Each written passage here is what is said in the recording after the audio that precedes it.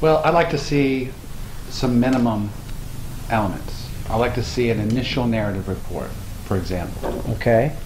And that initial narrative report is going to cover minimum the patient subjective complaints, the history of the accident, Okay. Typically a prior medical history, if any, physical examination section where they've done maybe a straight leg raise and maybe it's positive. But basically examination cervical, mid, lower spine, if those were the chief complaints.